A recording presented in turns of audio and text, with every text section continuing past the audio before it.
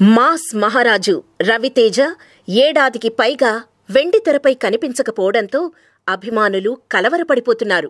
మరో పక్క వరుస పెట్టి రవితేజ అనుకున్న సినిమాలన్నీ సెట్స్ పైకి రాకుండా ఆగిపోతుండటంతో అసలు రవితేజ ఏం చేస్తున్నాడో ఎక్కడున్నాడో అని అనుమానాలు అందరిలో కలుగుతున్నాయి. ఆ మధ్య డాషింగ్ డైరెక్టర్ పూరి ఓ సందర్భంలో రవితేజ వరల్డ్ టూర్లో ఉన్నాడని, అతడు ప్రపంచాన్ని చుట్టేస్తున్నాడని, తనను కూడా రమ్మన్నాడని తెలిపాడు. అయితే రవితేజ ప్రపంచ పర్యటన గురించి ఆసక్తికరమైన విషయాలు తెలుస్తున్నాయి.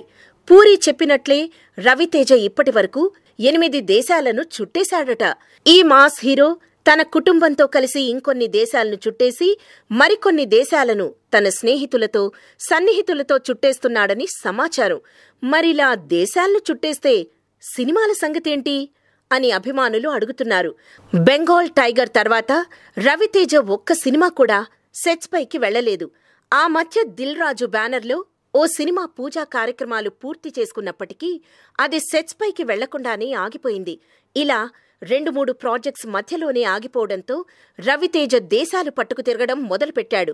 ఈయన వరల్డ్ టూర్ ఎప్పుడు ముగుస్తుందా, మాస్ మహారాజా సినిమా థియేటర్లలోకి ఎప్పుడు వస్తుందా అని రవితేజ అభిమానులు ఆశగా ఎదురుచూస్తున్నారు.